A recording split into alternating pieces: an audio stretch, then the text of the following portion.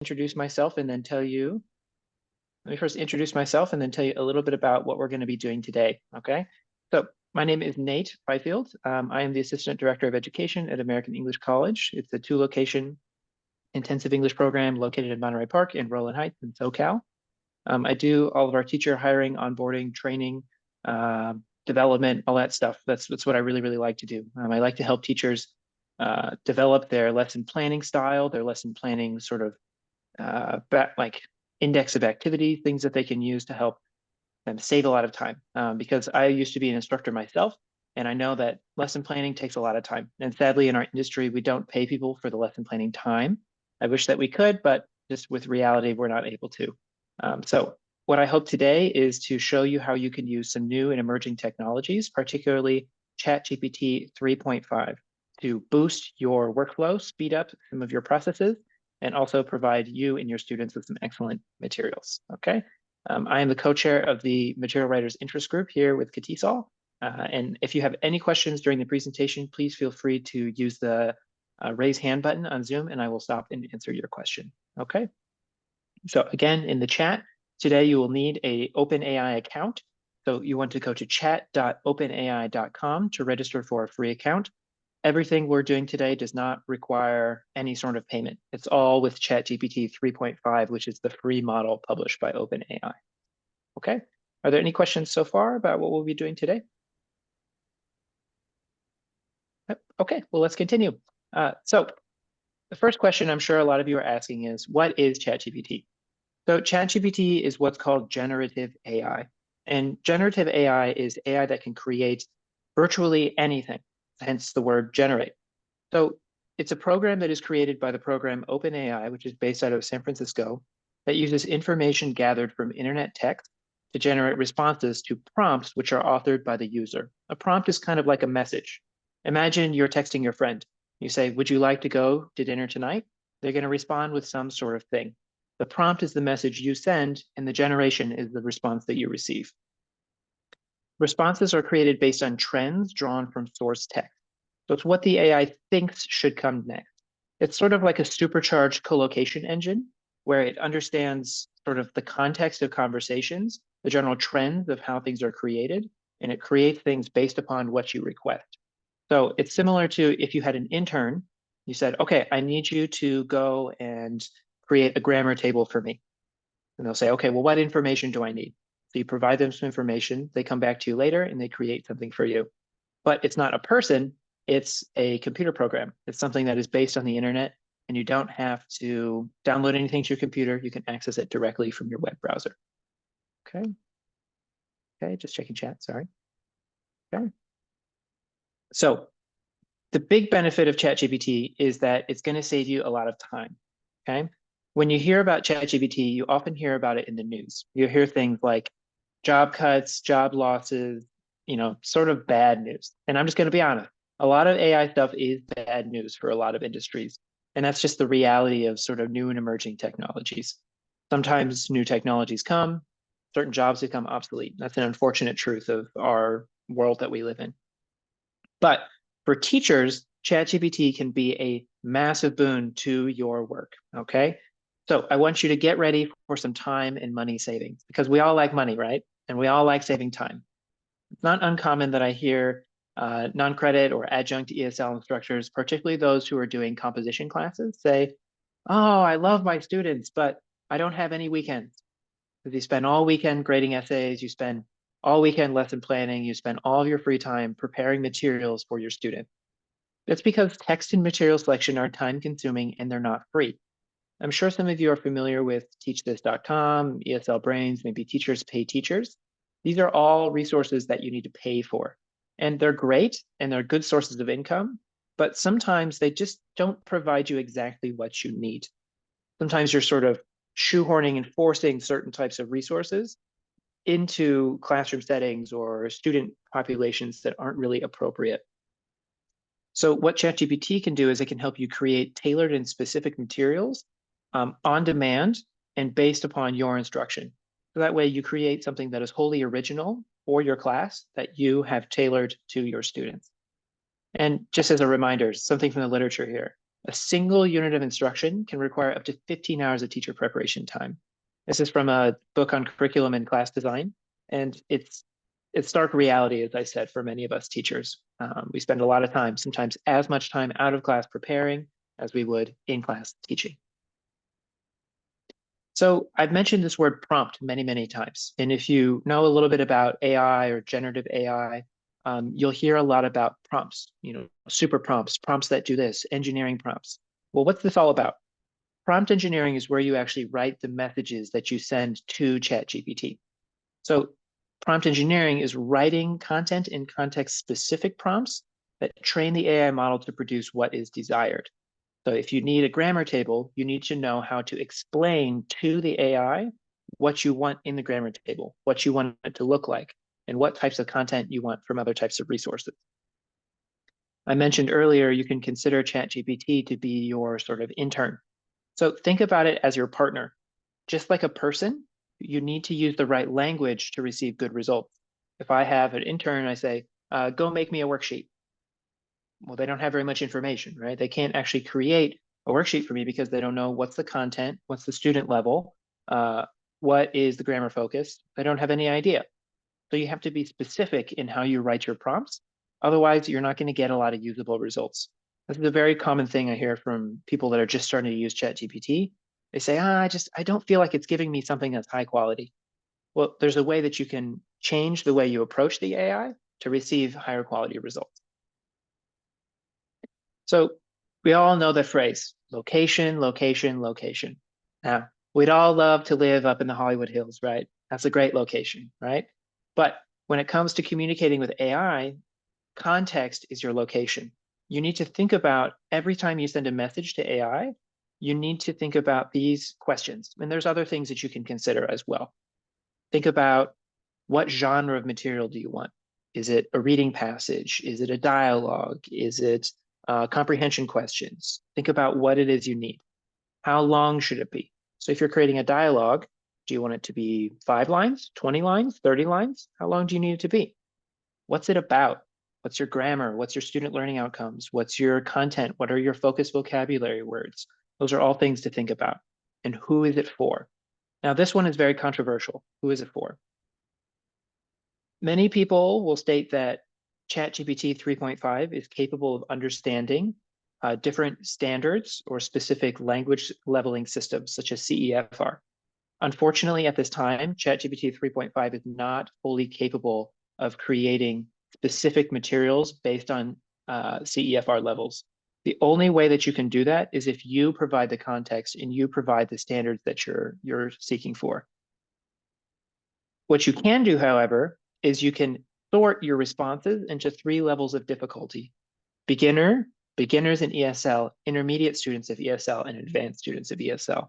This has proven to be quite effective for leveling your responses. And always remember, give direct, detailed, and natural statements and commands.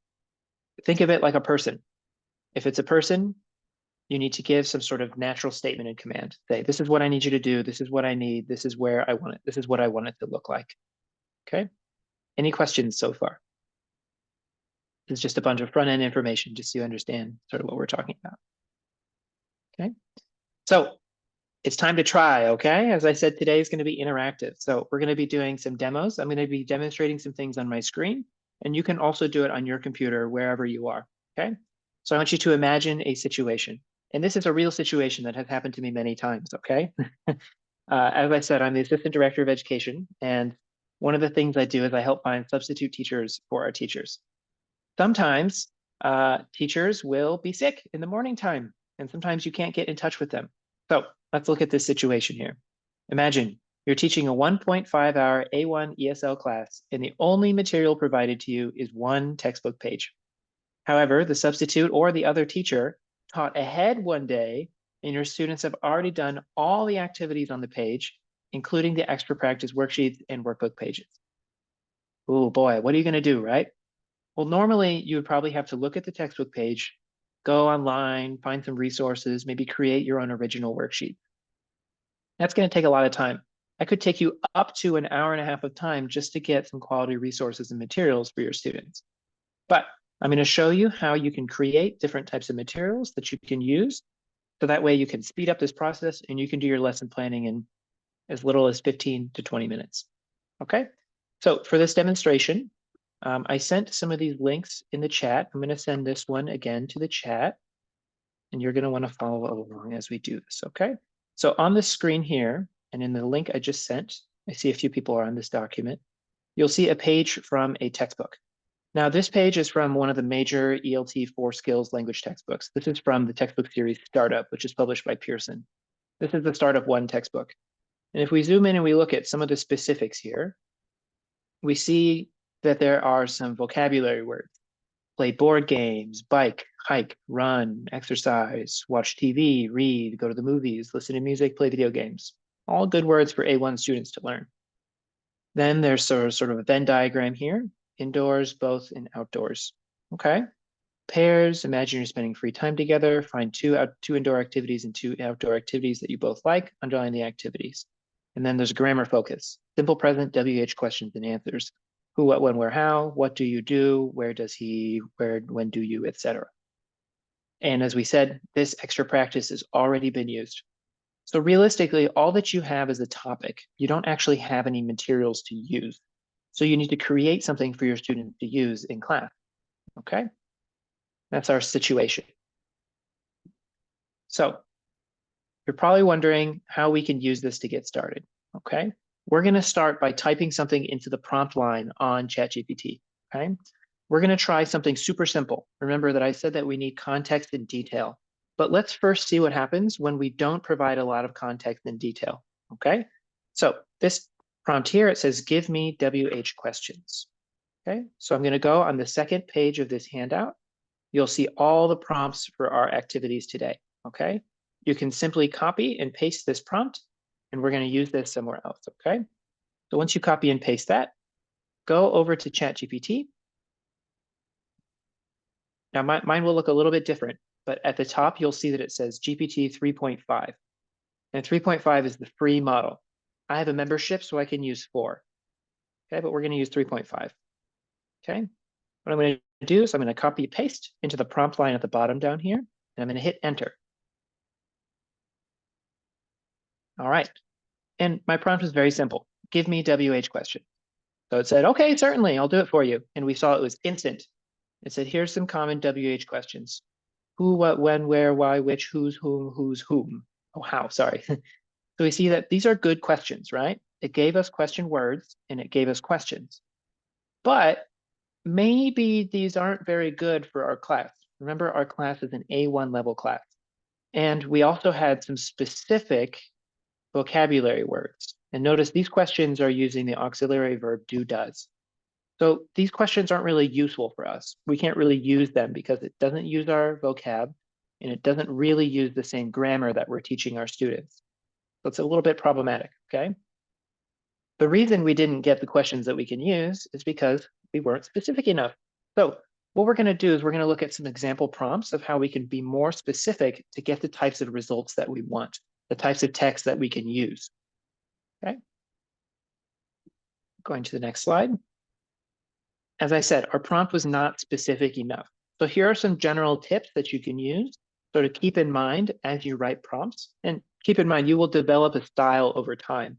As you become more experienced using ChatGPT, you'll automatically remember to include some of these things. So number one, and this goes the same way with sort of lesson objectives, right? Think of Bloom's taxonomy. Start with an action verb. Don't say give me. That's really not very helpful. Say generate. That means create something new. Produce, create something for me, or act as a.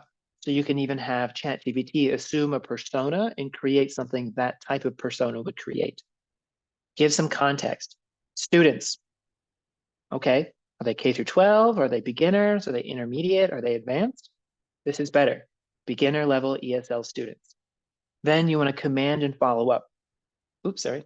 If you find that the questions are too difficult, don't just give a one-word response. Oh, easier. It'll make them easier, but maybe it will make them shorter, but you don't want them to be shorter. Instead, you can say, make the questions suitable for beginner ESL students. Okay, so now I'm going to go from, this prompt to a much longer prompt, okay? We're gonna see how the results change. Okay. And remember, you can always clarify for better results. And we'll do this in just a moment, okay? So our first result was weak because our prompt was too broad and it was so vague that the AI did not understand what we were looking for. So ask yourself some questions. Ask yourself, what do you want? Then tell the AI what you want. We want it to utilize our vocabulary, those sort of everyday activities, ride a bike, hike, watch TV. You want it to utilize the target grammar. So our target grammar was WH questions in the simple present using do and does. And you probably want to tell it how many questions you want, okay? So here is a big prompt, okay? Now, this is quite a well-developed prompt. When you start on this process of learning how to write your own prompts for ChatGPT, you might find that it takes a few times of, adding more information in the chat till you get what you want. This one does it all. It does it all at once, okay? So just kind of look at this as an example of where you can be at in your prompt writing style. So let's read through this one together. Keep in mind, where we were coming from was this. Give me WH questions. 1, 2, 3 words. Okay?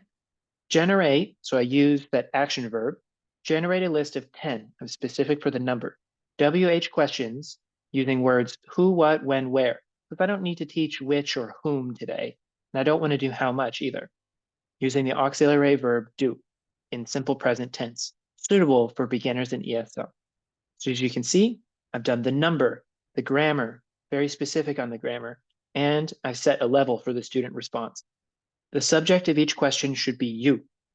Now, I did that specifically because I want the students to ask each other these questions, right? Do not provide answers to the questions. I just want questions, okay? I don't need answers. Utilize the following words. So here's my vocabulary. Play board games, bike, hike, run, all of our vocab words. So let's go to the prompts here. So now on your ChatGPT screen, copy and paste this prompt, which is the prompt I just showed you, into your chat history here. Copy, paste, and hit enter. Okay, now if we take a look, these are very usable. These are very, very usable questions. In fact, these are very suitable for the students. That's because we gave it the context and the content that we wanted. Can you imagine printing out this list of questions, giving it to your students, saying, okay, turn to a partner and ask each other these questions? I can. In fact, I have. I've done it many times, and it's worked very well for my students. What do you play after school? Where do you bike on weekends? When do you hike in the mountains? What do you do? What do you run in the park? So you run miles, you run exercise. So I want to point this one out as an example. That's a little bit of a strange question, right? This is one of the limitations of GPT 3.5.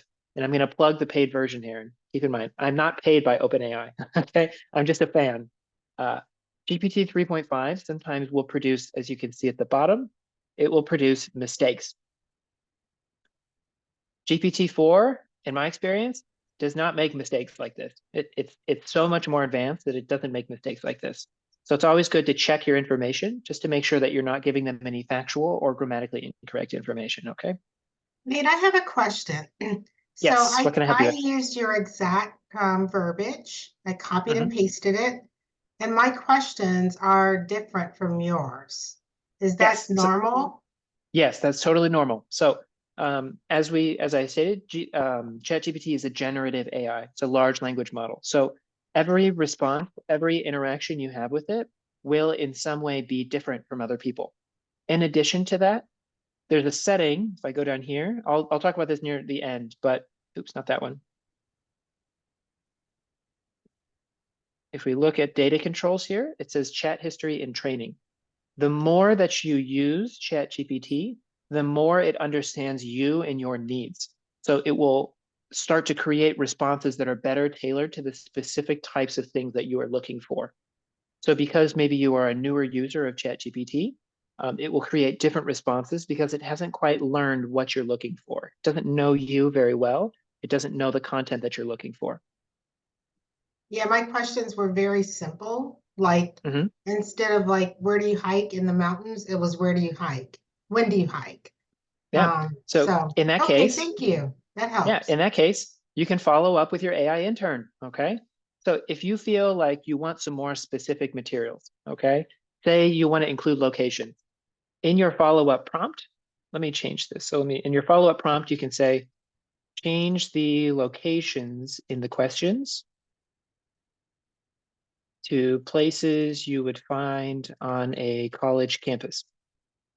So this is how we're following up. We're changing the context, okay?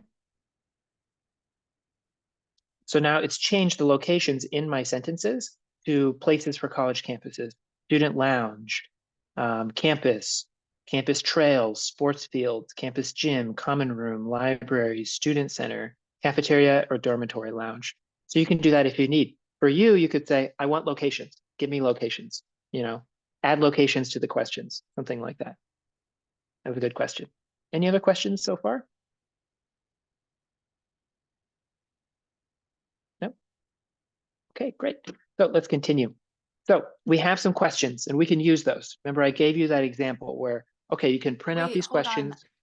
I'm Mhm, sorry, Nate. I did want to say one silly error that ChatGPT can also give that I realized the hard mhm, way was if I was doing worksheets with spaces, like if I was asking it for fill in the blank sentences, it would like if it gave 10 questions, 4 of them would have like an extra space. mhm, And I wasn't expecting that to be an error, so I guess I just took it for granted and didn't check until I had students that were very confused. So yeah, that's also something that you might not expect to happen, but just to also mhm. double check.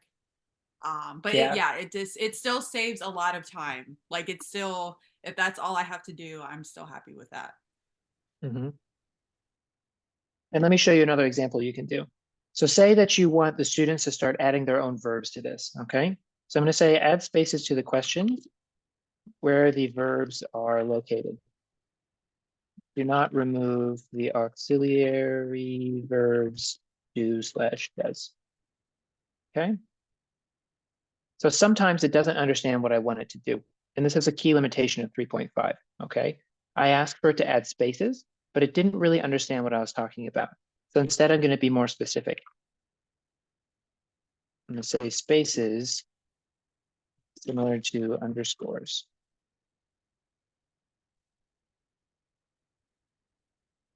Okay. So it still didn't understand what I wanted. So again, 4 is amazing. I'll show you 4 later. 4 will get this all right the first time. 3.5 is kind of dumb. That's kind of the issue with 3.5. But as you'll see later on, this can still do some amazing things. Okay, so let's carry on though. So let's say you want an activity. Okay, so a great activity for A1 students is some sort of dialogue, because the students, maybe they don't understand how people speak. They don't understand responses. Because teaching them questions is good and teaching them responses is good, but oftentimes responses come with other words that are important to communication, such as, oh, really? Oh, I see, things of that sort. So let's do that. The next prompt you'll see here that says utilize the questions generated above to write 2 dialogues of at least 15 lines each suitable for beginner ESL students. So I'm specific how many dialogues I want, what the material is, the genre, and how long I want them to be. So let's put that in here.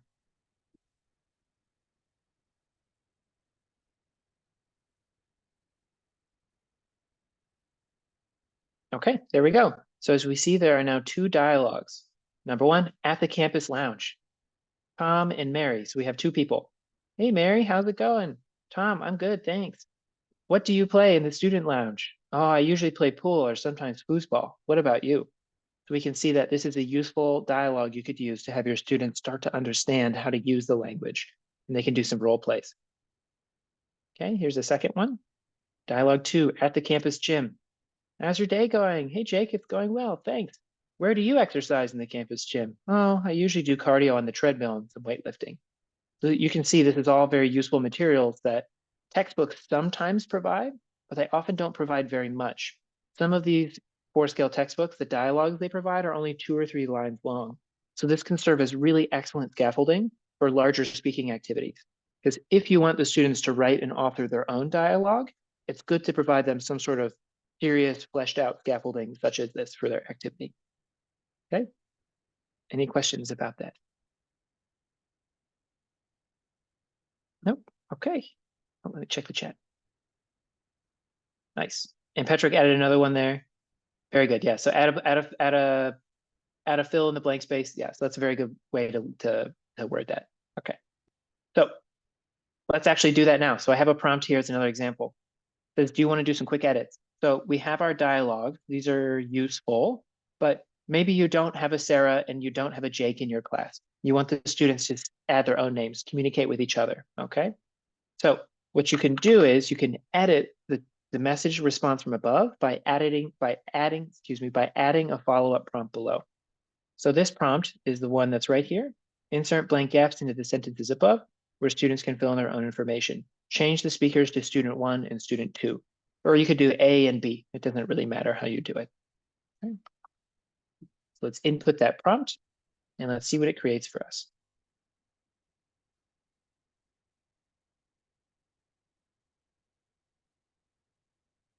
All right, so there we go. As we see, it created a dialogue. That's pretty much exactly what we wanted. It didn't do everything that we wanted, because if you look here, some of the words are still missing. Some of them are still filled in, but it did change our speakers to student 1 and 2, and it provides a space for the students to speak to each other. So for example, maybe you have some students, I don't know, Stephen and Bob, so hey Bob, how's it going? Hi Stephen, I'm good. And it leaves some spaces for them to fill in their own information. And again, this prompt is not very specific. It's just information. You could change it to verbs, locations, just be specific for what you're looking for. Okay. So if you need some more teaching aids and ideas, you can get some tables or some sort of visuals to help you out. Okay. Now this one is very useful because in my experience, there are some 4-skill textbooks that have very good and some that have very bad grammar tables. When I think of good grammar tables, I think of Interchange by Cambridge. Those have great grammar tables. Startup by Pearson. When I think of bad grammar tables, I think of Evolve by Cambridge, or what's another one? Voices by Cengage doesn't have very good grammar tables. So maybe I want to create some sort of visual resource I can use for my students to help them out.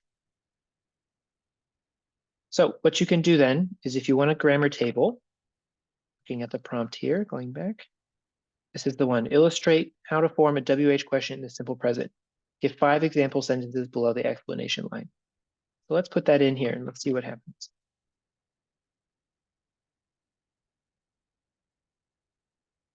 All right, if we look, it gave us a really nice grammar table. It gives us a WH question word, auxiliary verb, subject, main verb, and the rest of the sentence. Now, I hope the ideas crossed your mind. Sometimes students will come to you with very difficult grammar questions. Just by quick little maybe thumbs up, raise of hand, who has had that happen to you before? The student comes to you and they have a grammar question that stumps you. You just can't answer it. I see quite a few people are smiling. They've had that happen before, okay? ChatGPT is the answer to those problems because normally what you do is you say, well, I'm not really sure. Let me get back to you on that. No more. You don't have to do that anymore. Now you can come here and you can say maybe, what is the difference between past continuous and simple or past continuous? Is that even a grammar tense? I don't know. Some grammar tense that's very difficult and some comparison, and you can have it create a table and sample sentences, explanations that show you exactly how to do it. That way I can help you in those instant moments where you struggle to answer those questions. I can help you explain it with examples. So a good example of that was I had a student was asking about like countable and uncountable things. So what I did was I said, illustrate a basic table that breaks down differences between uncountable and countable nouns using some/a lot. Okay, so that was one. Okay, so it generates a different looking table, but it's a similar idea. Okay, so countable, uncountable, some, a lot. And then it gives some explanations for why I use some of those specific things. Then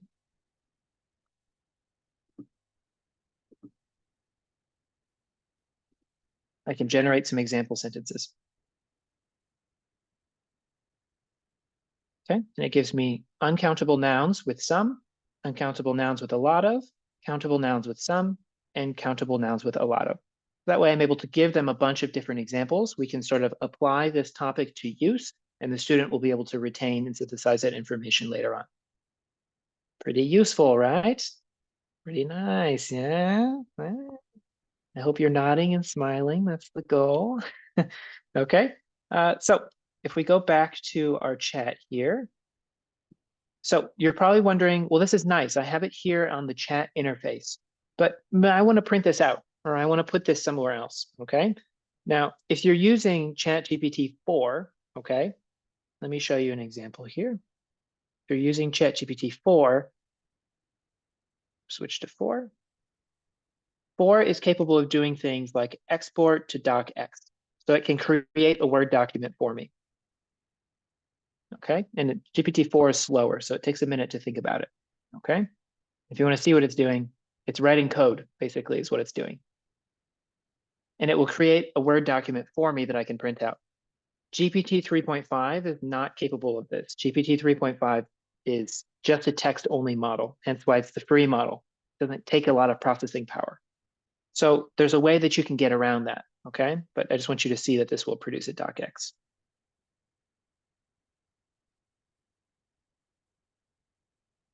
Just like that. And I can click this link and it downloads a document, a Word document that I can use. But if you're not going to pay for 4, that's okay. I'm not saying you have to. Again, they don't pay me, so, you know, whatever. It leaves you with a table like this, okay? There are 2 ways that you can get this table to another document, okay? One way is you can say, display this data or display this table, all right, as data.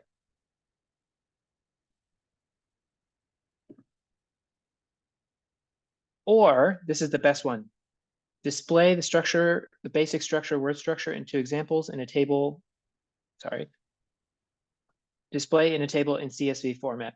CSV is a format that's compatible with Python coding. So if you can use this website right here, let me show you what you can do, okay? So what I'm gonna do is I'm gonna enter that prompt.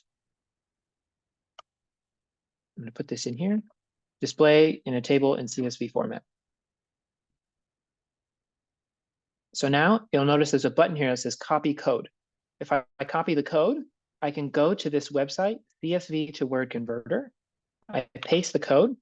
And if you look up here, it just instantly downloaded a document. And that Word document will contain my table. And I can use that, copy paste it to Google Docs, Google Slides, whatever you want to do. And you can edit it to make it pretty, however you want it to look. So what I recommend is bookmarking this page, putting a bookmark on this page, so that way you can easily access it. Any questions on how that works? I think we have a question in the chat. Yes, so Patrick, I said it says that you're a mind reader. So yes, I talked specifically about that. Let me demonstrate how that works one more time, okay?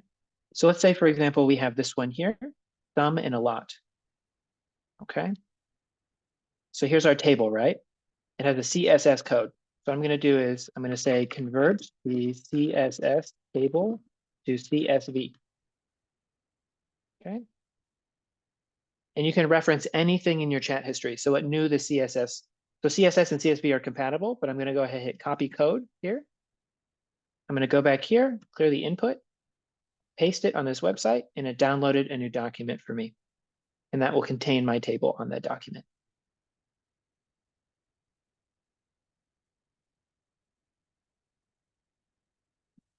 Yes, so that's correct. So Catherine just asked a question in the chat. She said, just to clarify, you don't need to see the CSV to Word site if using ChatGPT 4. That is correct. So if we go back, if we look at this chat right here, you notice that I've selected model 3.5. So for this one, it cannot output Word documents or PDF images of any sort. However, this one, I'm using model 4.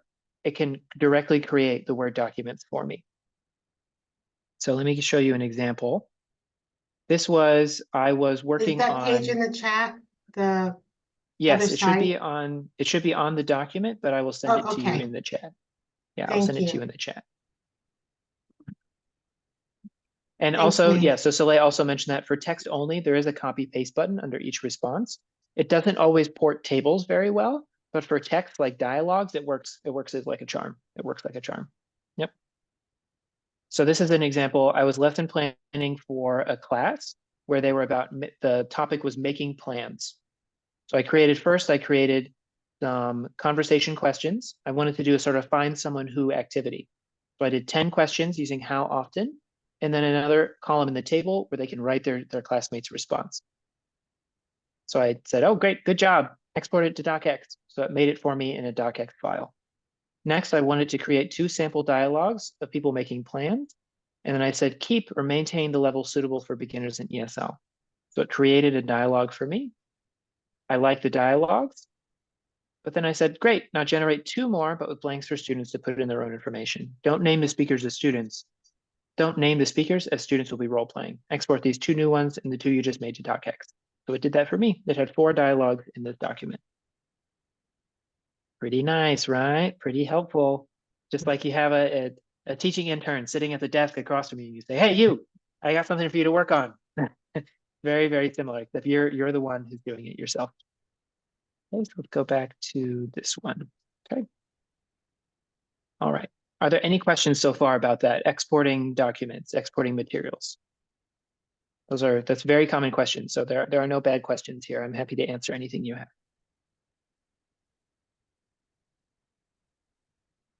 No? Okay, well, let's continue. All righty. So let's talk about some more different things that you can create using ChatGPT. Because I know that for me in the past, sometimes when I was lesson planning, I just didn't know what to do. I had some ideas, I had some activities, but maybe I did that activity yesterday or I did that activity on Monday. I want something fresh, right? Now, the nice thing with ChatGPT is that it's generative. It has a little bit of creativity to it, okay? Because I can't tell you how many hours I've spent sitting at my desk at night thinking about what I'm going to do, banging my head on the desk saying, oh my God, what am I going to do for class tomorrow, right? Well, ChatGPT can help give you some ideas that you can do for your class. So we see this prompt here. It says, generate a list of 3 pair work and 3 whole class activities through which students speak with each other and practice the grammar mentioned above. So let's go back here. You can find that prompt right here. Let's copy that prompt, put it into your chat here, and hit enter. Let's see what happens.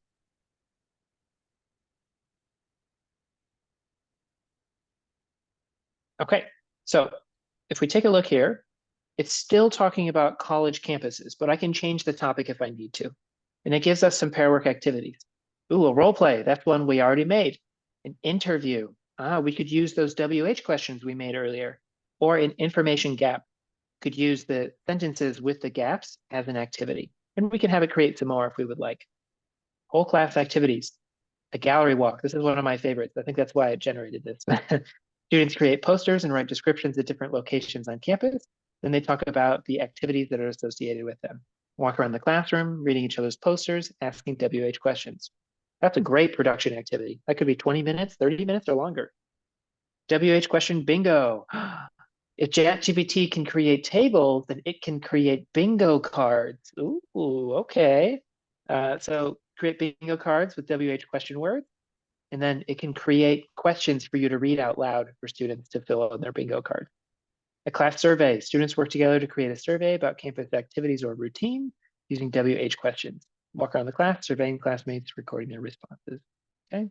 So you can imagine using some of these activities. These are pretty good, in fact. I think you can imagine them. Okay. So, and let's say that we want to use one of these activities, okay? We can follow up with this prompt. Again, it remembers our entire chat history. So add something saying what you want, okay? So let's do this one here. We're going to generate a worksheet suitable for one of those, okay? So we're going to generate a worksheet suitable for, let's do the interview activity. Oops, if I can type, there we go.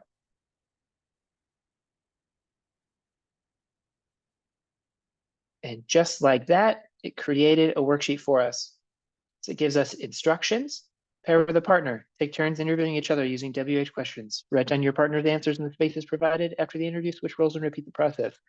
This is a prepackaged activity. Just like that, you have it, and it's tailored. Interviewer name, interviewee's name, interview questions. And it's the similar questions from up above. So we can change some of these if we don't like them. Because notice this one, it doesn't use a do-does question. So we can say, revert the location from college campus to a K-12 school.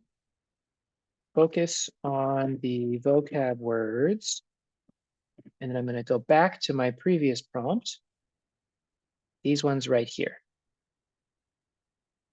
I'm going to change focus to utilize the following words. So now it's using our vocab words from our text.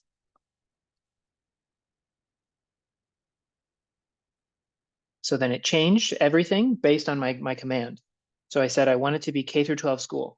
So it's talking about school day, PE class, recess, and it's using our words. Do you play board games? Do you run? Do you watch TV? Do you read? Do you go to the movies? It's using everything that I asked for.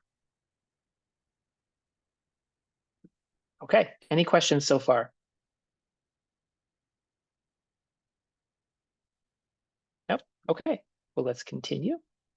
Okay, so you're probably wondering, I've mentioned a few times, so I hope I've answered so far, but you may be wondering, really, what are some of the differences between 3.5 and 4?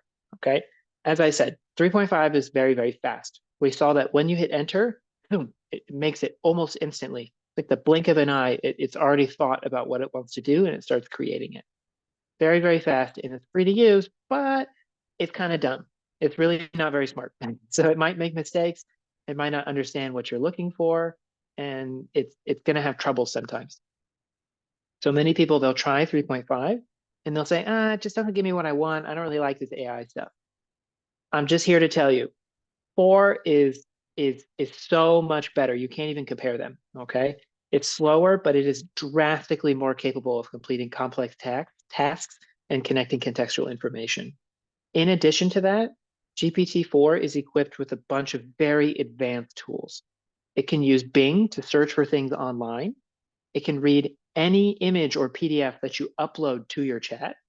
It can output products in docx, PDF, JPEG, any form of file content, a file format, and it can generate images through the DALL-E image generator, and it can be used to process data. Now, what I mean by that, let me give you an example. One of my key responsibilities as the assistant director is that I conduct and evaluate student evaluations of their teachers. So students will fill out a form, they'll leave a lot of written feedback for us, and in the past, we would only collect feedback in 3 languages, English, Spanish, or Chinese, because those are the languages that people in our office speak. However, we realized that we were blind to students that spoke French or Portuguese, Arabic, whatever language it was that they spoke, Korean, as another example. We started accepting written responses via email in any language that students speak, because as we all know, students are much more confident and capable of expressing themselves in their first language. What we found is that students who are, say, a Korean speaker, they would leave a 1 or 2 sentence response on teacher feedback in English, but when enabled to speak in Korean, when able to write in Korean, sometimes they leave us 30, 40 lines of detailed feedback on their teacher. ChatGPT can speak and translate all of those languages. So I can collect all of our data on a spreadsheet, upload the spreadsheet to ChatGPT 4. It will auto-translate everything for me into English. Then I can conduct qualitative data analysis, where it will code and segment all the responses, sort them, and generate lists of actionable feedback for the teachers to work on. That was a 15-hour process before, when done by hand, that now takes less than 45 minutes. It's nice. I have so many other projects I can work on now because of that. Okay. So Robin asked a good question. What is DALL-E? Let me show you what DALL-E is. Okay. So Okay. let me go back 1 second. Let's go to DALL-E. Okay. So I'm going to go to ChatGPT. I'm going to go straight to DALL-E. So DALL-E is over here, or you can just do a new chat. And if I go to ChatGPT 4, it says with DALL-E. Okay. So I'm going to give it a prompt. I'm going to say generate an image of, Robin, what's something you would like to show your students? The picture of something.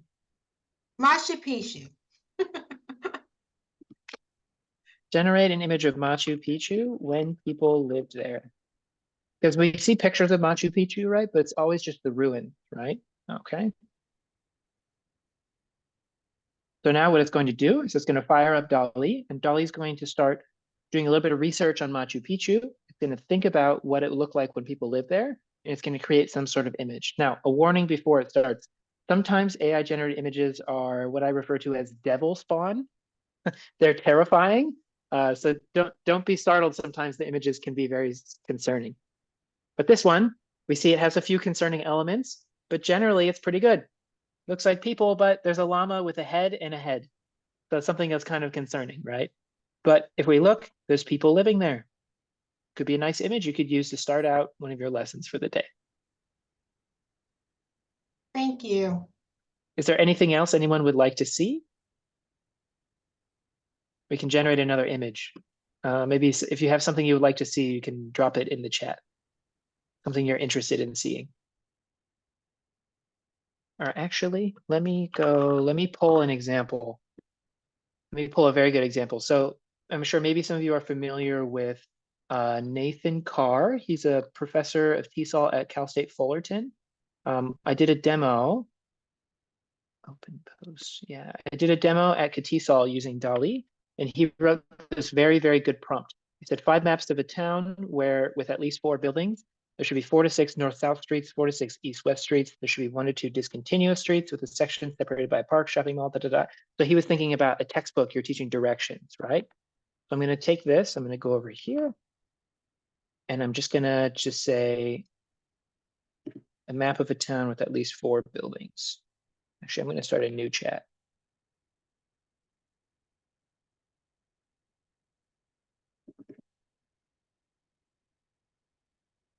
Okay, and let's see what this creates for us.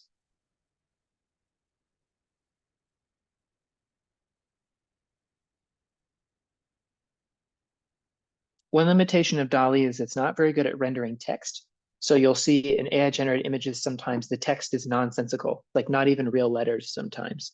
But as I'll show you something at the end of this presentation to show the speed at which these tools are progressing and improving. It might frighten you a little bit, but you'll be able to see that these things will be able to help us a lot in the future. Okay, so if we take a look here, it generated a town map for us. How convenient. And if we look at the text, we have Steet offer supermarket. So as I said, it can't generate text very well.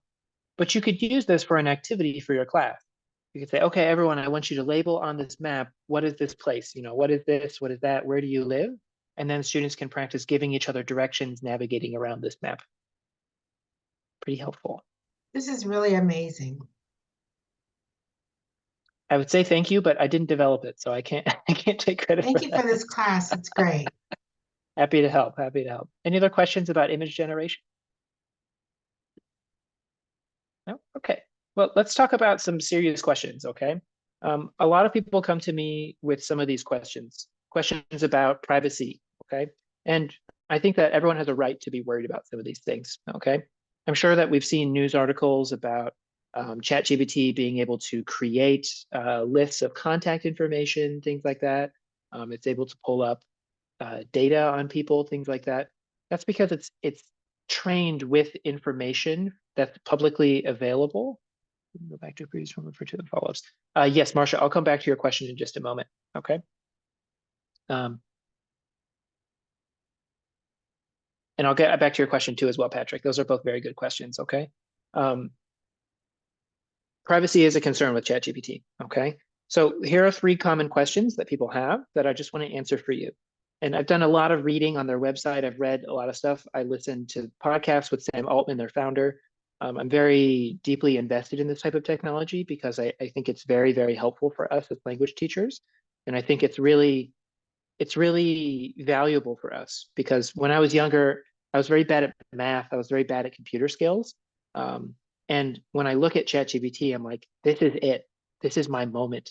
I'm a language person, and now I can command and control computers just like someone who can write computer code.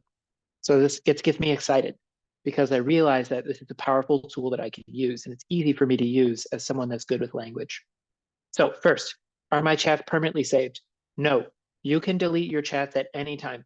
They do not keep a record of all the chats that you have, and you can delete any chat conversation you have on the left bar at any time. Is my chat content shared with external parties or advertisers? No, they do not share content with advertisers whatsoever. However, when it comes to external parties like data monitoring, for example, they monitor data for like extremist-based things, like people asking for recipes to make napalm or how to build a gun, things like that. They monitor for that type of details. But you can opt out of them collecting and saving and sharing your data, okay? But they will still ban you for certain things you request. And let me show you how you do that. Okay, go back. On ChatGPT, you can click on your icon at the bottom down here, click on settings, then under data controls, you can turn off chat history and training. So this way it won't save anything that you do and it won't use that for future training of the model. Okay. And of course, as I said here, are the chats used to train the model? Not entirely. As I said, you can opt out of this feature because your interaction data is used to train the model for 3.5. And GPT-4 Teams, which is one of the subscriptions you can get, offers a higher degree of privacy where your chats only train interactions with you. It's a completely closed system. But a good rule of thumb is don't put any sort of personal information into ChatGPT. So, don't put in your social security number, don't put in your driver's license number, don't tell it your mother's maiden name, just kind of the same thing. You wouldn't put that information on Facebook, you wouldn't put it on Instagram, so don't put it in ChatGPT. Okay. All right, so let's go to some of the questions that we just had. Okay, so for Patrick, I see you said, was it easy to get buy-in from your institution administrative team to change that feedback process? Yes, it was very easy. What I did was I basically, well, it was easy because they trusted me. But what I did was I demonstrated what I was showing them. I demonstrated the gap in data that we had by showing them responses from students that spoke Chinese and responses from students that spoke Korean. The Chinese feedback form, we had a Chinese version of the feedback form before. Now we just have an English version with an option to submit feedback via email. Students that spoke Chinese would leave paragraphs. Sometimes they'd flip the paper over and fill the entire side with Chinese. And we'd have some of our student advisors in the office who speak Chinese, or myself, I speak Chinese. I would read through it and translate it. That was very time consuming. And then I showed them a response from a student that was from Brazil, and I showed them a response from a student that was from Korea and a student that was from Saudi Arabia. Their written feedback for their teachers was usually 1 or 2 sentences. Things like, I like teacher, teacher good. Or if it was bad responses, they'd say something like, teacher can't teach, teacher smells bad. So it wasn't very helpful. It was almost disqualified as being useful feedback. So I showed them the gap of data that we had, and then I showed them some sample responses that were translated and how detailed it was. And they were really impressed by the quality of data we were able to receive, and they accepted it with open arms. Does that answer your question? Okay, thumbs up, great.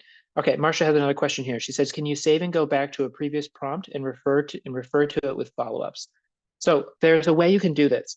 Let me show you what I'm talking about here, okay? Okay. Now, let's say you're working on this one, okay? So let's say this was our chat we did earlier where we were talking about the WH questions, right? Okay. Now, if you want to share this with a coworker, or you want to come back to this at a later time, if you notice at the top here, there's a share button. If you click on the share button, it will save your chat history, your entire chat history, and you can change the name of it. So I'm going to change this to demo 2/17. I'm going to hit copy link, and then I can drop this into our chat, and you can all pick up my conversation exactly where I left off. So if you click on that link, you can start doing, you can use the context of my conversation to start doing things. So there's a technique that a lot of people use where it's called feeding, where you'll provide a lot of information to ChatGPT, then you'll stop, export, save the link to the prompt, then you have a good starting point where you can continue and do new processes, okay? So for example, maybe you want it to feed it a bunch of information. So let me just open a doc as an example. Okay, so on ChatGPT, you could say, I will feed you several pieces of information for use in our conversation later on. Do not create anything until I provide you with a prompt titled instructions prompt. Okay, then from there on, you can copy and paste some data, okay? And on GPT 3.5, there's a limit to the length of the messages you can put in. So say maybe your data here is, it's like 3,500 words. Okay, so you're gonna have to do a separate message. So now you're gonna do a separate message. This is gonna be message number 2. Okay, so here's your data, maybe like another 2,000 words, 2,000 words. Okay. If I can spell separate, there we go. Okay. Then you copy paste this into ChatGPT. Your next message, you copy paste this into ChatGPT. Then your process would be you want to export the link, copy paste your link right here, then type your instructions. Because you may find that your instructions do not provide what you're looking for the first time. So you can use this as like, it's almost like if you played a video game, you can save at a checkpoint and go back to that checkpoint if you die at any time. So if you mess up in your prompting process later on, you can always go back and restart from that starting point. Does that make sense?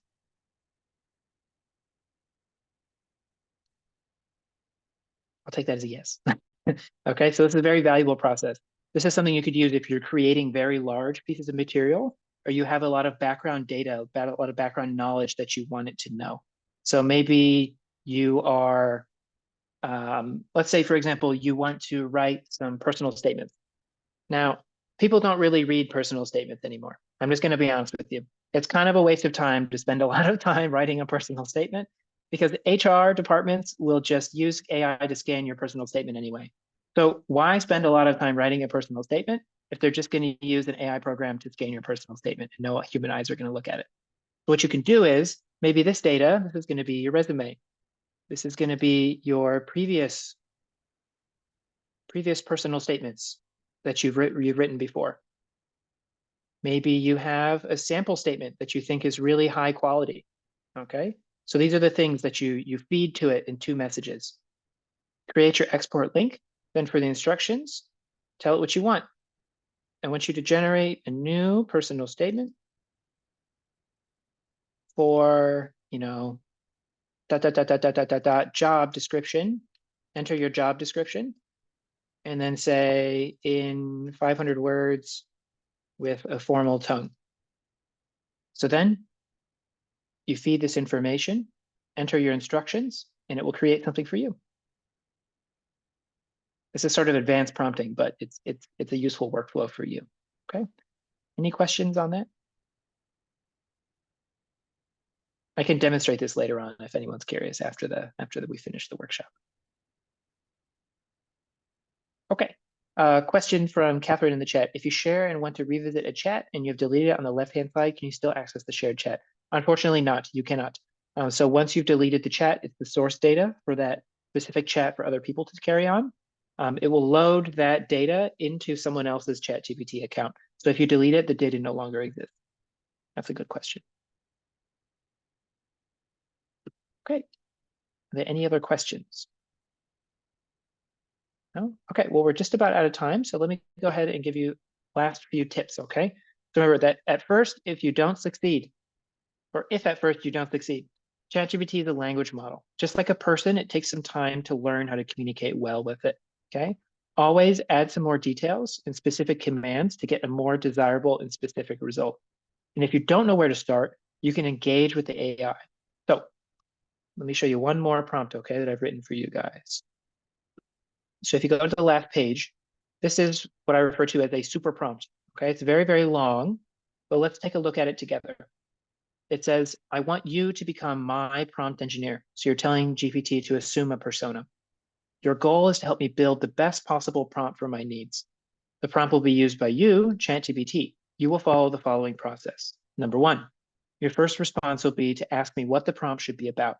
I'll provide you my answer, but we need to improve it through continual iterations by going through the following steps. Number two, based on my input, you will generate two sections. A revised prompt. Provide your rewritten prompt. It should be clear, concise, and easily understood by you. B, questions. Ask any relevant questions pertaining to what additional information is needed from me to improve the prompt. You'll continue this iterative process with me adding additional information to you and you updating the prompt in the revised prompt section until I say we are done. So let's see what happens when we put this into ChatGPT. Let's go to model 3.5. Okay. All right, so it did exactly what I wanted. Said, great, let's get started. What should the prompt be about? Let's say we want to do some recipes, well, if I can spell, recipes for Thanksgiving dinner. Okay, so here's my revised prompt, and then it knows that it needs more context. So it asks some questions. Here's some questions. Revised prompt, generate recipes suitable for traditional Thanksgiving dinner. Questions. Are there any dietary restrictions? Would you like recipes for the entire menu? Do you have any favorite ingredients? How many people? Are there any cultural or regional preferences? Are there any cooking skills or time constraints we should be aware of? So let's enter some information. Let's see it. We'll say no restrictions. No restrictions. Shift enter. Number two. Recipes. Everybody put a favorite recipe into the chat and we'll have it add them. Put one or two favorite Thanksgiving recipes into the chat. Okay, corn pudding, that's a good one. You say corn pudding. Mashed potatoes. Ooh, baklava. I like how you do, Catherine. I like how you eat. Baklava. Okay, so we'll just enter a few of them, okay? Number three, do you have any favorite ingredients or dishes, okay? Oh, wait, I'm sorry. That's supposed to be number three. Patrick, boo hiss. We don't do canned cranberries. Canned cranberry, fresh cranberry. I don't know what you're talking about. We'll say whole menu, the whole thing, okay? Let's go to section number 4. How many people? How many people are in our chat here today, Natasha? Do you know? Maybe we'll say 15. We'll just eyeball it. Okay, oops. 15. Okay, number 5. Are there any cultural or regional preferences? We'll say none. And number 6. Are there any cooking skill levels or time constraints? We'll say professional chef. No, we'll say home cook. Okay, so I've now given it more data. So it generates a revised prompt and some questions. Okay, the revised prompt. Generate recipes for traditional Thanksgiving dinner. Include those things suitable for 15 people, no dietary restrictions, suitable for a home cook. So you can see that it's similar to my more detailed prompts for our ESL materials, right? So then I asked a few more questions. Any preferences, variations, time constraints, specific instructions? And if I say, no, that's it, that's all I need, I'm going to take this, I'm going to copy it, I'm going to open a new chat, paste. Here's my menu. There are my ingredients, instructions, ingredients, instructions, ingredients, instructions. It's going to generate an entire menu, all the recipes, everything I need for the 3 dishes I requested. Can ChatGPT make the meal? Oh, I wish it could. I wish it could possess my laptop, walk in the kitchen and cook it for me. That would be next level. So let's look at this for one more thing really quick, okay? Let's use this one more time. So let's apply this to an ESL setting, okay? So I'm going to open a new chat, put this back in. What should the prompt be about? Someone in the chat, tell me about some sort of ESL setting that you have. Maybe you're doing composition, testing, quizzing, IELTS, TOEFL, anything that you're teaching now, or that a teacher you have has been doing stuff. Some sort of ESL need that you have. literacy level. That's a good one. Pronounce long vowels. Ooh, that's an excellent one. Let's use that one, okay? I'm going to say teaching ESL students how to pronounce long vowels.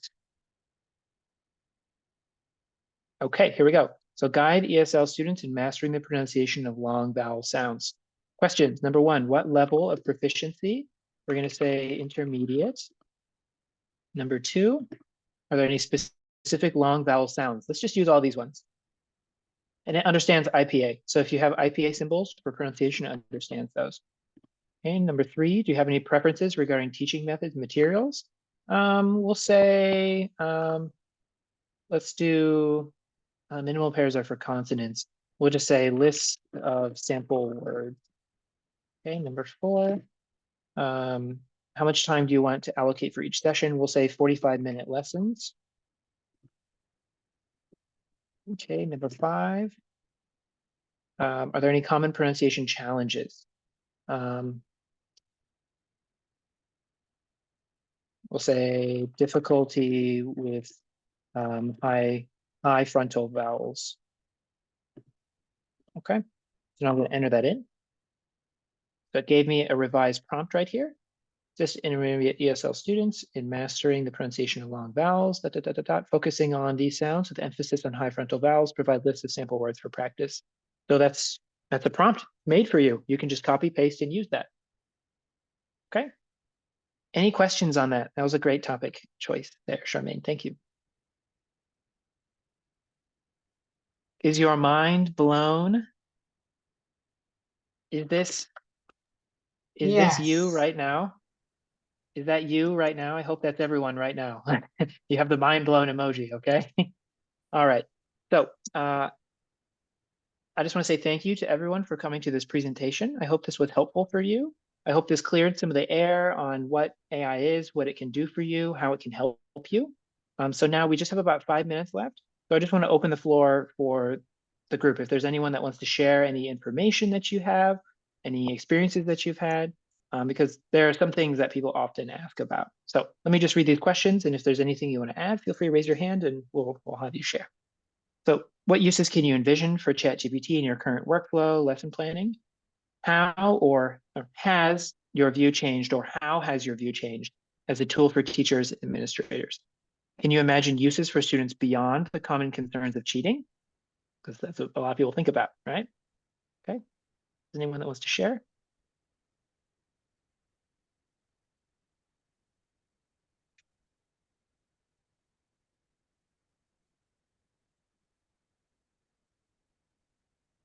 I'll just say that, Mhm. I do primarily private tutoring, and the amount of time that I put into each lesson is just like incredible. It's like overwhelming. And this is really, really going to help me to reduce the amount of time and still deliver a very customized lesson for the student. So thank you so very much for this incredible presentation. Stay after, Robin. I'm going to show you a few GPT-4 tools that you can use to create instant lessons, instant materials. You might be interested in that. Okay. Okay. I'll show you afterwards. And if anyone else wants to see, I can show you afterwards. Let's go with Catherine. Catherine, do you have a question or something you'd like to share? Yes, actually, maybe it's both. I'm sort of updating curriculum for our low intermediate EMS composition course at UC Davis. It's a requirement fulfilling course. It's part of a pathway, and I want to, I like to build comprehension, question activities and vocabulary activities out of readings. I'm worried, and I know you kind of answered that. So if I have a reading, is it best to just put it in parts? I mean, how would you approach creating like vocabulary exercises? I like them to do, because this level is still building vocabulary for reading and using it into writing, right? Reading and writing vocabulary. Would I have to copy and paste pieces of the original reading in there? And is that ethical? I mean, that's a good question. So let's go to something really quick. Okay, we're going to go to Reuters, the news website. So when it comes to one thing, this is a really good question, by the way. If you remember when I was talking about the differences between which one was it? 3.5 and 4. Oh, yes. So 4 is capable of using Bing search. So that's what I'm going to demonstrate for Robin a little bit later. Companies, they opt in or opt out of allowing ChatGPT to scan and rake through their websites for information in real time. It used to be that ChatGPT was limited from 2021 and before. This is no longer the case. In November of last year, that was completely eliminated. So now data that's on ChatGPT is updated in real time. Certain websites, for example, Reuters, they openly allow OpenAI to rake through their website for information. So let's go on here. We're just going to click on something, ad blocks. Of course, hold on. So I don't like to get ads shoved down my face. Hold on, let me go grab it. Okay, I don't know what you can see. I'm going to change my screen sharing really quick so you can see what I'm doing. Just going to share the desktop. Okay. Only ad blocks. Okay, hold on. One moment, please. Okay, so let's say that I want to use an article from this website. Okay, so you're going to be teaching something from this website. Let's just choose, let's choose something that's a little less political. I don't want to read any of the news to fill us all with despair. All the sad things that are going on. Okay, this is not super political, something about the Olympics, it'll be okay. So let's say you have an article right here, okay? And if you're just using ChatGPT 3.5, what you're gonna wanna do is you're gonna wanna copy and paste the entire article, okay? But don't feel bad about doing that on Reuters, because Reuters has an agreement with OpenAI. They're able to do that. And you can look up websites online that do that. Or if you have, hold on, let me pull something up for you really quickly. I'm going to show you that demo now. Where was that? Prompts? No.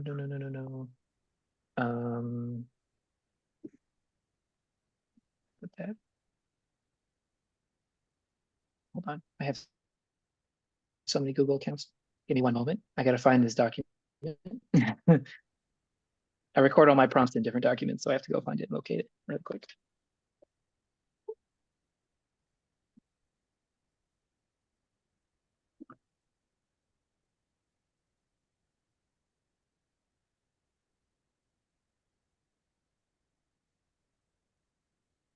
No, not that one. Hold on. Did say that ChatGPT 4 uses Bing. I saw you talk Yes. at TESOL, so I ended up Yes, I committing recognize to you. So thank you for ChatGPT coming 4. back. So I'm using it. I'm Okay. wondering, so what you're showing us now would work with Bing too? So this would be, okay, so here we go. So this was from the demo. And by the way, I'm going to be doing a presentation on this near the end of March on the advanced tools of ChatGPT 4. So if you have more questions about that, that's going to be a great time to come see some more demonstrations. So what I'm going to do is I'm going to demonstrate how ChatGPT 4 can use Bing to create materials. So this will be helpful for you, Robin, okay? So if you Okay, look at this prompt I wrote here, to summarize recent events about China's policy of panda diplomacy. And you can change this to anything, okay? Recent events about United Auto Workers strike. Recent events about, you can even put political things in there, but I would avoid it. Sometimes it doesn't output stuff. Make the text in 300 words and suitable for intermediate readers of ESL. Generate a list of 5 multiple choice comp questions and 5 discussion questions afterwards. Bold highlight 5 specific vocab words from the text and define them above the text. Write a 5-question dictionary definition matching activity for the vocab words below the text. So if you've ever used a reading vocab textbook, that's basically 1 unit of instruction. All in one. I know Natasha is looking at me right now because she uses a book called Reading Explorer, and that's how they structure the textbook in Reading Explorer in Cengage books. So I'm going to go over here. I'm going to switch to 4. I can use web browser here, or I can just use 4 and you'll see what happens. I input this, doing research with Bing. So it's searching for the thing. Okay, here's my vocab words. So see, here's my words defined with the sentence. Here's my article.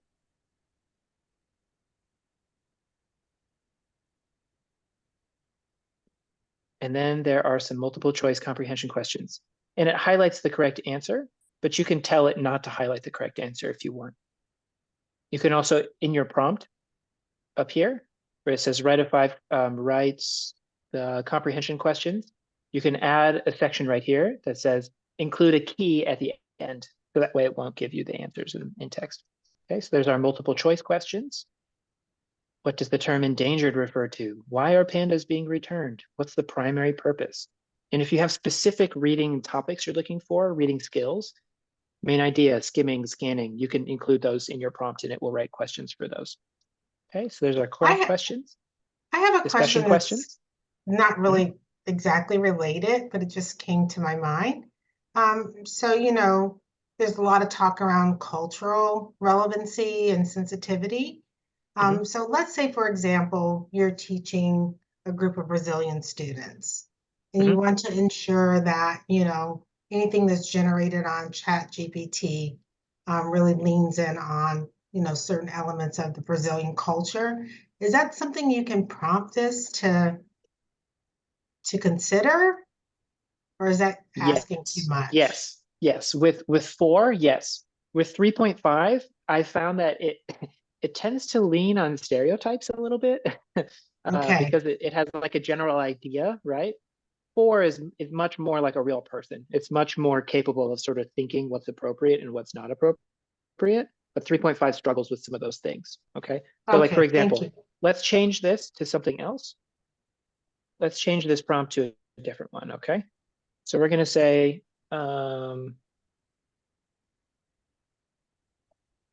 create a reading lesson on the popular Brazilian holiday of Carnival. Yeah.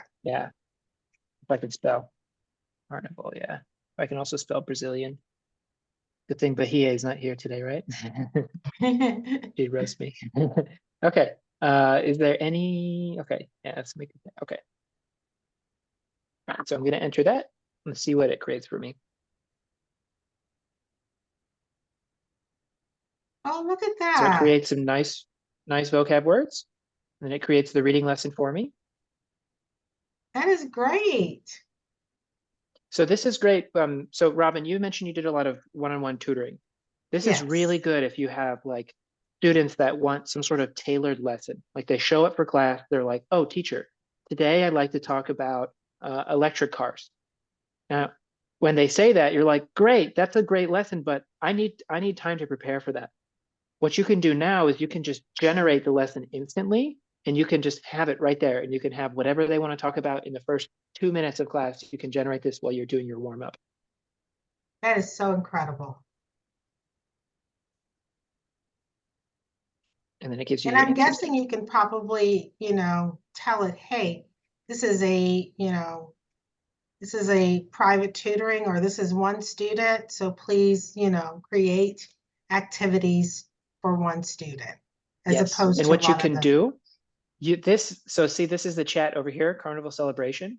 I'm going to rename this. Let's say your student's name is Bob, okay? We're going to say Bob Private Tutoring.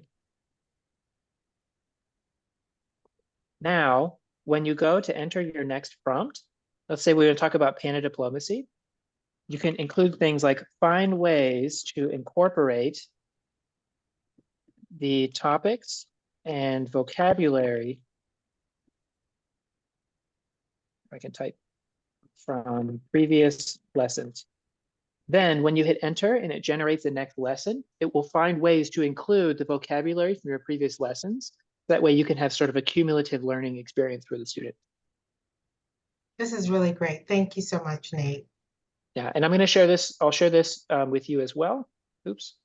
I'm going to put this in the chat. This will be the one that's very helpful for you here. And keep in mind, these are tools that you have to use with GPT-4, okay? Does it provide citations for the information? That's a great question. That's a really, really good question, okay? So if we go, so sometimes it pulls articles from websites and it will tell you that. Instead, what you can do is you can say, link me to the website where I can find similar information for expansion reading. Now, one thing to keep in mind is that it's not necessarily using only one source to create this data, to create this reading for you, okay? So it might be scrolling 3 or 4 different websites, plus its background knowledge based on what it's learned from reading hundreds of texts, hundreds of email, hundreds of fed information. So fed information could be video scripts, anything like that. So I want it to find a website for me, okay? Also, I want the YouTube video. So it's gonna go online and it's gonna try and find some things for me.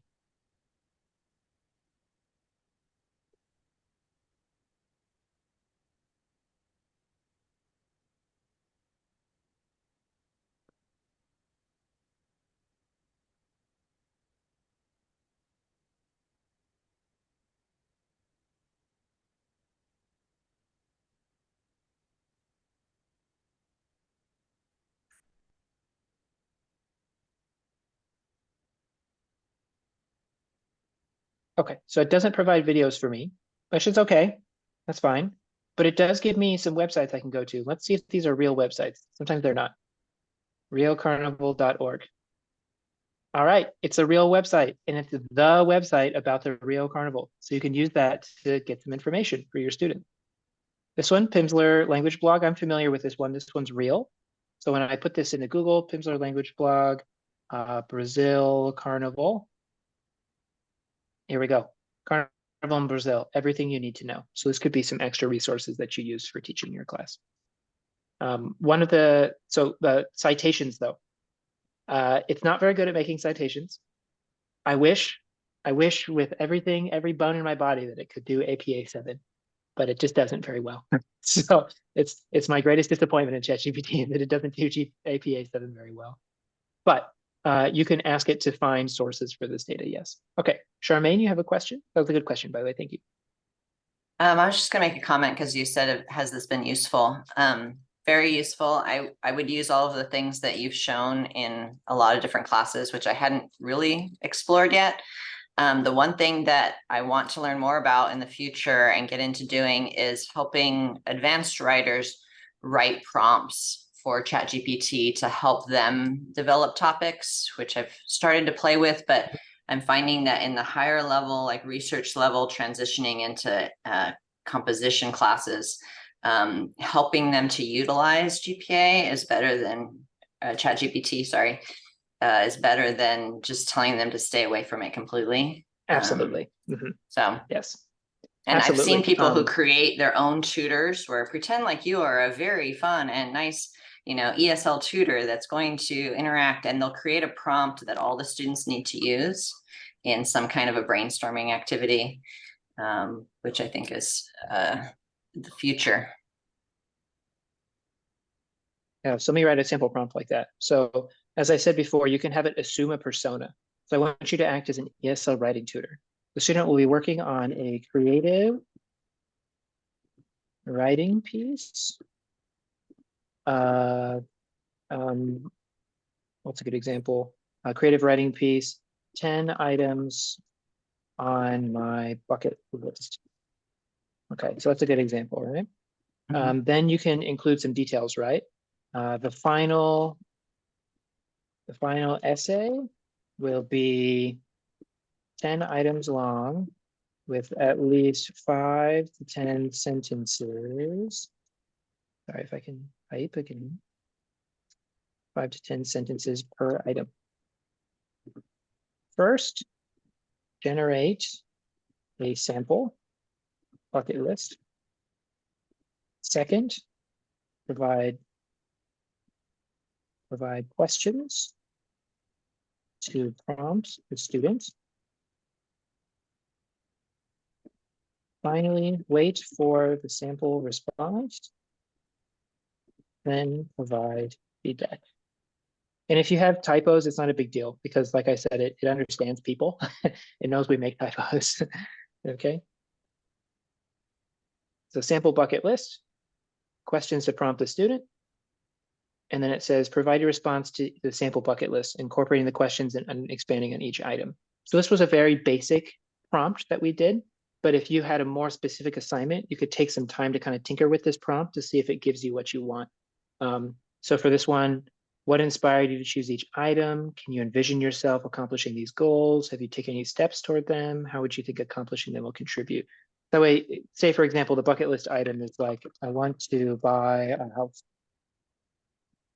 And maybe you have like a Chinese student. They say, buying a house in my country is often a prereq of getting married, which is a very common thing in China. Okay, so there's an example, right? If I provide one of these items, it kind of dialogues with me a little bit. Says, oh, it's understandable this. Can you tell me more on this? Are there specific features or characteristics you want in your home? So it's encouraging them to be more creative. Think about more information that you want. Additionally, you started researching the housing market. Okay, finally, consider how owning a home will impact your life and relationships. So it gives them some ideas for how they can expand. Because I totally agree with you. Telling your students just not to use it is not going to work because they're totally going to go use it, right? Just the same as, you know, we all experience Google Translate in the classroom. If you tell students not to use it, they're still going to use it. What you want to do is you want to show them good ways to use it and bad ways to use it. Because once the student realizes that if they just type in their sentence in Spanish, translate it to English, they're not actually learning how to produce the language, right? They're just learning how to type it in and translate. So it's good to teach them these skills. Great question. Thank you.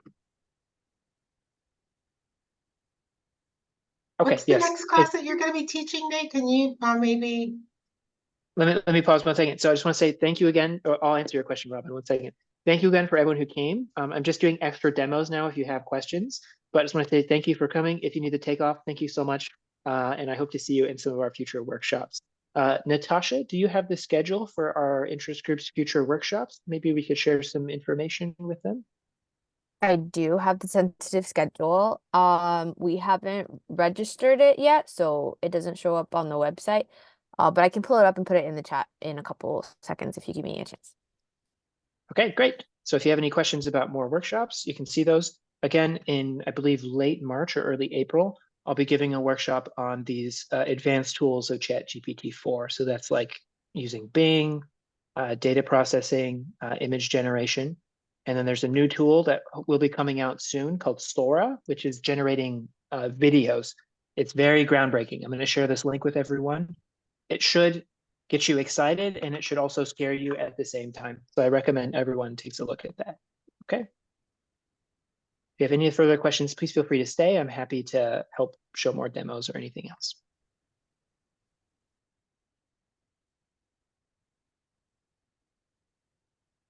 Oh, 4:30. Okay, so it's the end of April. Sorry, 3:30. My bad. Oh, 3:30. Typo. So end Yes, of yes, March. yes. Yes. But tentative. We still have to register it and everything.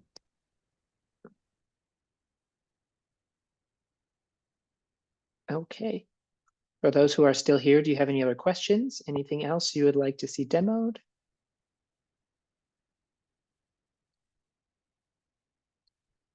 Nope. Okay. Well, let's go ahead and wrap up then. Thanks for those who are still here. Hope to see you all soon. Thank you. Yay. Okay. I'm gonna stop the Bye. recording. Thank Yeah. you. Very